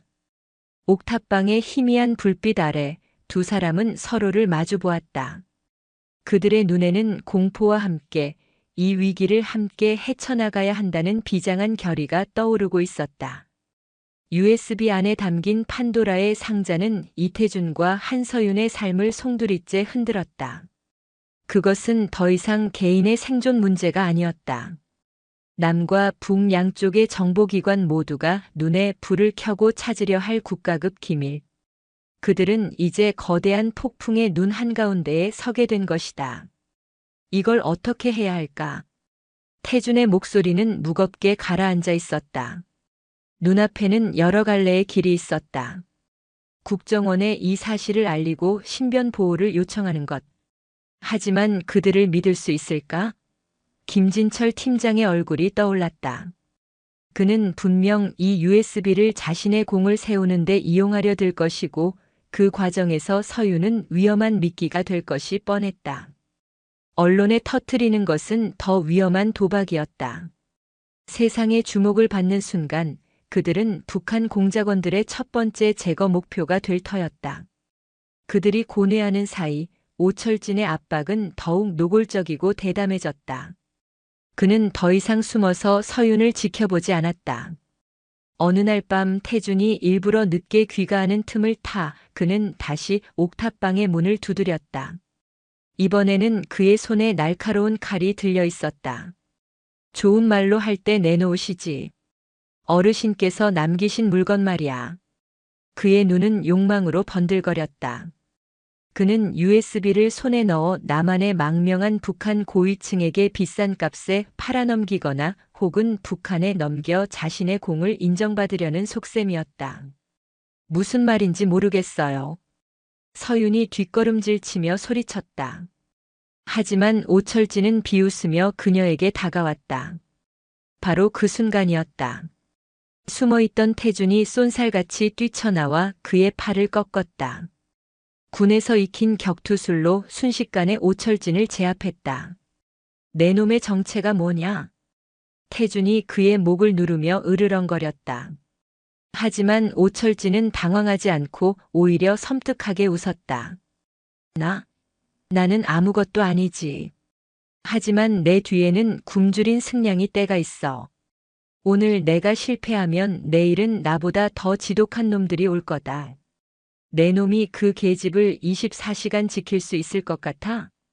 그는 마치 예언과도 같은 말을 남기고는 태준이 잠시 방심한 틈을 타 몸을 비틀어 빠져나간 뒤 어둠 속으로 사라졌다. 그의 말은 사실이었다. 태준 혼자서 서윤을 완벽하게 지키는 것은 불가능했다. 이곳은 더 이상 안전하지 않았다. 그날 밤 두 사람은 뜬 눈으로 밤을 새웠다. 깊은 절망과 공포 속에서 서윤은 조용히 입을 열었다. 태준 씨, 나 할 말이 있어요. 그녀의 목소리는 심하게 떨리고 있었다.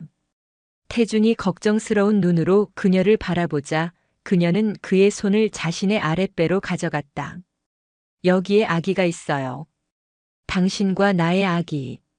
태준의 머릿속이 하얗게 비는 것 같았다. 임신. 그 단어가 가진 무게는 USB 속 기밀 문서보다 오철진의 협박보다 훨씬 더 무겁고 거대하게 그의 심장을 짓눌렀다. 그는 서윤의 배 위에 놓인 자신의 손을 내려다보았다. 이 작은 생명. 자신들의 사랑의 결실. 절망의 잿더미 속에서 피어난 기적 같은 새 생명이었다. 순간 그의 눈에서 뜨거운 눈물이 왈칵 쏟아졌다. 기쁨, 황홀함, 그리고 동시에 밀려오는 지독한 공포와 책임감. 이 지옥 같은 현실 속으로 아이를 끌어들여도 되는 것일까? 자신들이 과연 이 아이를 안전하게 지켜낼 수 있을까? 그는 서윤을 끌어안고 한참을 소리 없이 울었다. 서윤 역시 그의 등에서 함께 울었다. 그것은 기쁨의 눈물이자 두려움의 눈물이었다. 아이의 존재는 모든 것을 바꾸어 놓았다. 이제 그들의 싸움은 단순히 두 사람의 생존을 위한 것이 아니었다. 태어나지도 않은 아이의 미래를 지키기 위한 결코 물러설 수 없는 전쟁이 되었다. 다음 날 태준은 결심을 굳혔다. 그는 서윤과 함께 작은 산부인과를 찾았다.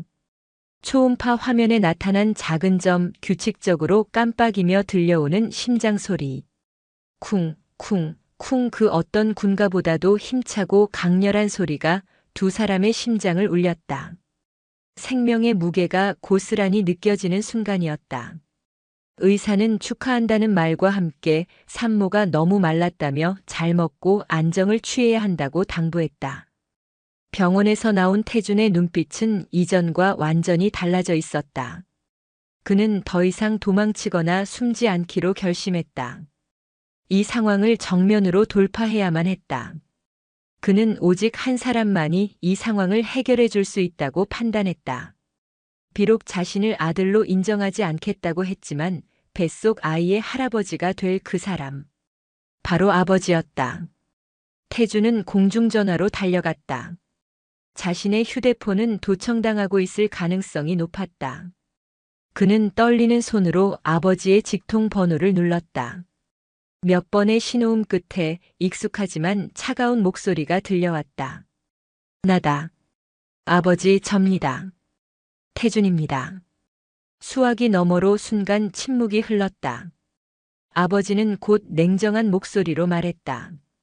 연락하지 말라고 했을 텐데. 죄송합니다. 하지만 드릴 말씀이 있습니다. 제 개인적인 부탁이 아닙니다. 아버지의 손주가 될 아이에 대한 이야기입니다. 태준은 떨리는 목소리로 서윤의 임신 사실을 알렸다. 수화기 너머 아버지의 숨소리가 미세하게 흔들리는 것이 느껴졌다.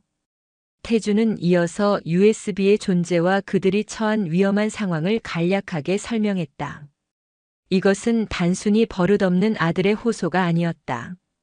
국가 안보와 직결될 수 있는 중대한 사안이자 자신의 핏줄을 지키기 위한 한 남자의 처절한 외침이었다. 제가 어떻게 하면 좋겠습니까, 아버지? 태주는 모든 자존심을 내려놓고 아버지에게 물었다. 이제 그가 의지할 곳은 아버지밖에 없었다. 그의 손에 자신과 서윤, 그리고 뱃속 아이의 운명이 달려 있었다. 수화기 너머에서는 한동안 아무런 대답도 들려오지 않았다. 태준의 심장이 타들어가는 것 같았다. 시간은 영원처럼 길게 느껴졌다. 아버지는 과연 어떤 선택을 할 것인가?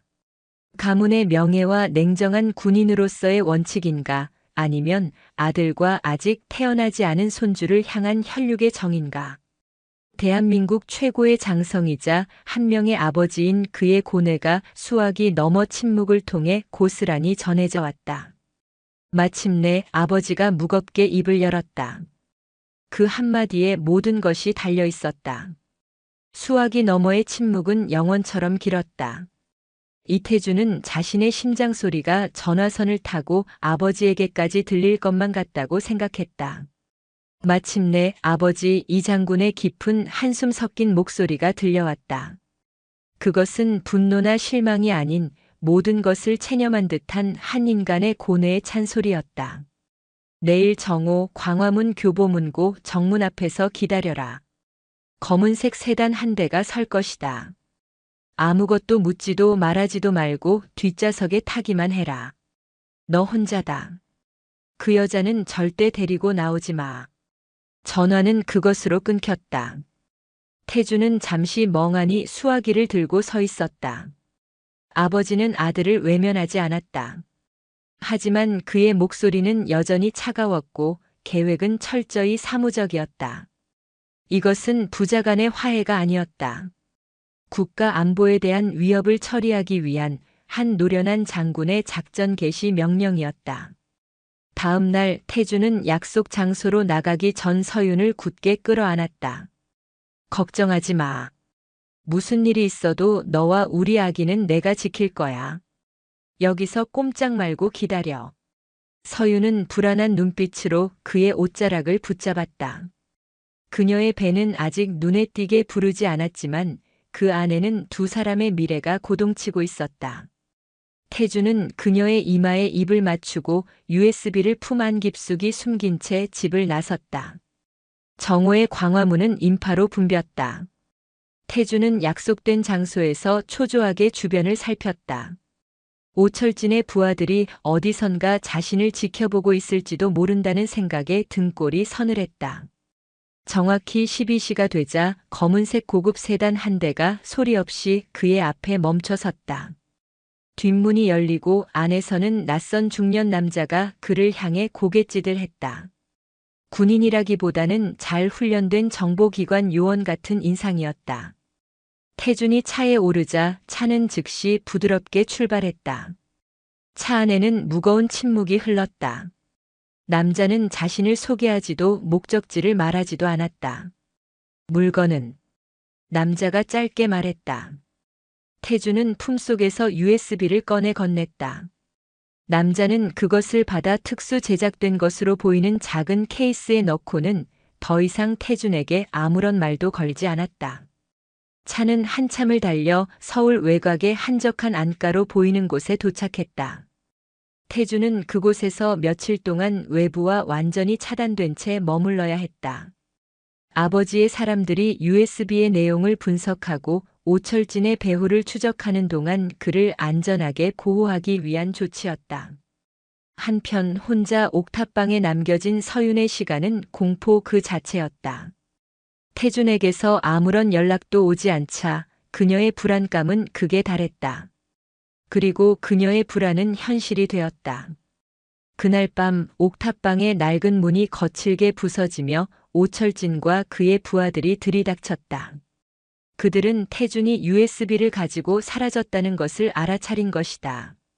그놈 어디로 갔나? 그리고 물건은 어디에 숨겼지?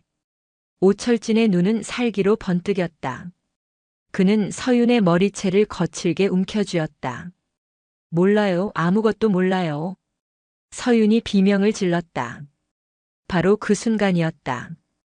옥탑방의 좁은 창문이 깨지며 검은 그림자 두 개가 쏜살같이 안으로 뛰어들었다. 아버지 이장군이 보낸 비밀 요원들이었다. 그들은 태준을 안가로 이동시킨 후 서윤을 보호하기 위해 잠복하고 있었던 것이다.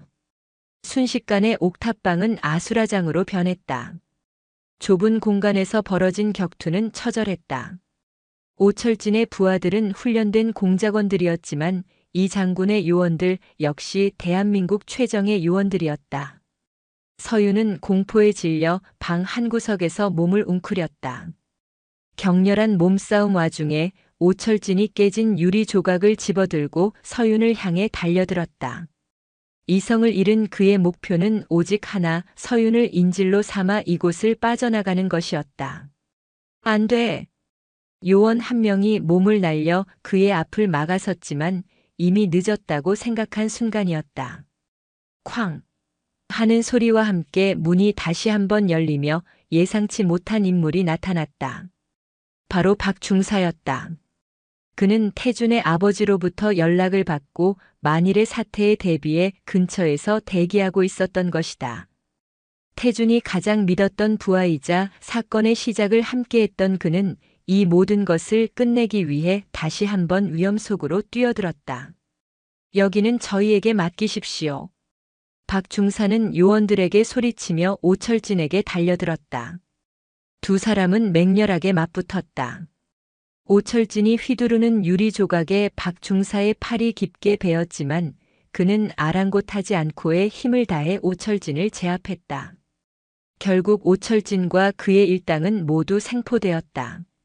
모든 상황이 정리된 후 박중사는 피를 흘리면서도 서윤에게 다가와 안심하라는 듯 미소를 지어 보였다.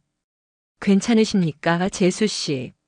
중대장님은 아니, 태준이 형은 무사합니다. 그는 처음으로 서윤을 재수 씨라고 불렀다.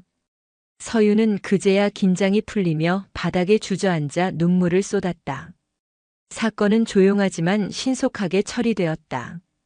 태준이 넘긴 USB는 북한의 해외 통치 자금의 흐름을 파악할 수 있는 결정적인 단서가 되어 국가적으로 엄청난 정보 자산이 되었다. 오철진 일당을 일망타진하는 과정에서 국내에 암약하던 여러 고정간첩 조직까지 소탕하는 성과도 거두었다. 이 모든 공은 철저히 비밀에 붙여졌지만 보이지 않는 곳에서 태준과 서윤의 삶에 변화의 바람이 불어오기 시작했다. 얼마 후 태준은 국방부로부터 한 통의 공문을 받았다. 그의 불명예 전역 기록이 국가 안보에 기여한 공을 참작하여 만기 전역으로 정정되었다는 내용이었다. 군으로의 복귀는 불가능했지만 그의 명예는 회복되었다. 사회가 그에게 씌웠던 주홍글씨가 지워진 것이다. 서윤 역시 특별관리 대상에서 해제되어 비로소 평범한 대한민국 국민으로서의 자유를 얻게 되었다. 몇 달의 시간이 흘러 봄 기운이 완연한 어느 날이었다. 서윤은 진통 끝에 건강한 딸아이를 낳았다. 태준은 핏덩이 같은 자신의 딸을 품에 안고 감격의 눈물을 흘렸다. 아이의 작은 손가락이 그의 거친 손가락을 꼭 쥐었을 때 그는 세상 모든 것을 얻은 기분이었다. 그리고 그들의 작은 병실에 예고 없이 한 명의 손님이 찾아왔다. 굳은 표정의 이장군이었다. 그는 평생 입어온 군복 대신 어색한 사복 차림이었다. 태준과 서윤은 긴장한 채 자리에서 일어났다. 아버지는 아무 말 없이 아기 침대로 다가가 한참 동안 잠든 손녀의 얼굴을 내려다보았다. 수많은 감정이 그의 얼굴을 스쳐 지나갔다. 그리고 그는 조심스럽게 평생 총과 작전 지도만을 잡아왔던 투박한 손으로 아기를 안아 올렸다. 이름은 지었느냐? 아버지가 처음으로 건넨 말이었다. 이서아라고 지었습니다. 새벽 서아야. 어둠을 이겨낸 새벽의 아이라는 뜻입니다. 태준이 대답했다. 아버지는 서아의 작은 볼을 조심스럽게 쓸어보았다. 그의 눈가가 미세하게 붉어지고 있었다. 그것으로 충분했다. 길고 길었던 부자 간의 갈등과 반목은 새로 태어난 작은 생명 앞에서 조용히 녹아내리고 있었다. 그로부터 5년 후, 경기도의 한적한 전원주택 마당에서 4~5살쯤 되어 보이는 여자아이가 깔깔거리며 뛰어놀고 있었다. 아빠, 나 잡아봐라. 훤칠한 키의 남자가 웃으며 아이의 뒤를 쫓았다. 그는 더 이상 군인이 아니었지만 그의 눈빛과 몸가짐에서는 여전히 신뢰감이 느껴졌다. 이태주는 자신의 경험을 살려 작은 보안 컨설팅 회사를 차렸다. 기업의 보안 시스템을 설계하고 위험 관리를 해주는 그의 회사는 실력을 인정받아 자리를 잡아가고 있었다. 서아야, 그만 뛰고 와서 과일 먹어. 단정한 원피스 차림의 한서윤이 테라스에서 부드럽게 웃으며 그들을 불렀다. 그녀는 대학에 진학해 심리학을 공부했고 지금은 탈북민 정착을 돕는 지원센터에서 상담사로 일하고 있었다. 자신의 아픈 경험을 바탕으로 다른 이들의 상처를 보듬어주는 그녀의 모습은 누구보다 아름답고 강인해 보였다. 태주는 딸 서아를 번쩍 안아들고 서윤의 곁으로 다가갔다. 세 사람은 나란히 앉아 평화로운 오후의 햇살을 즐겼다. 그들의 삶은 여전히 특별했지만 이제는 그 특별함 속에서 평범한 행복을 일구어낼 줄 알게 되었다. 어느 주말 그들은 강원도 철원의 평화전망대를 찾았다. 태준의 손을 잡은 서아는 망원경 너머로 보이는 북녘 땅을 신기한 듯 바라보았다. 아빠, 저기가 엄마가 살던 곳이야? 응. 언젠가 우리 서아랑 손잡고 저 길을 걸어서 할머니, 할아버지 댁에 갈 수 있는 날이 오겠지? 태준이 말했다. 서유는 말없이 북녘 하늘을 바라보았다. 그녀의 눈에는 더 이상 증오나 슬픔 대신 아련한 그리움과 평화를 향한 조용한 기도가 담겨 있었다. 태준은 그런 그녀의 어깨를 가만히 감싸 안았다. 총성과 이념, 철책과 지뢰로 가로막힌 비무장지대. 그 죽음의 땅에서 기적처럼 시작된 그들의 사랑은 수많은 위기와 현실의 벽을 넘어 마침내 단단한 뿌리를 내렸다. 그들은 서로에게 서로의 조국이 되어 주었고 그 사랑의 결실인 아이는 분단된 조국의 경계선 너머에서 피어난 희망의 꽃이었다. 남과 북을 가르는 차가운 휴전선 위로 따스한 저녁 노을이 길게 들이우고 있었다. 그 노을빛 아래 세 사람의 그림자가 평화롭게 하나로 이어지고 있었다. 영상이 유익하셨다면 구독과 좋아요, 댓글까지 부탁드리겠습니다.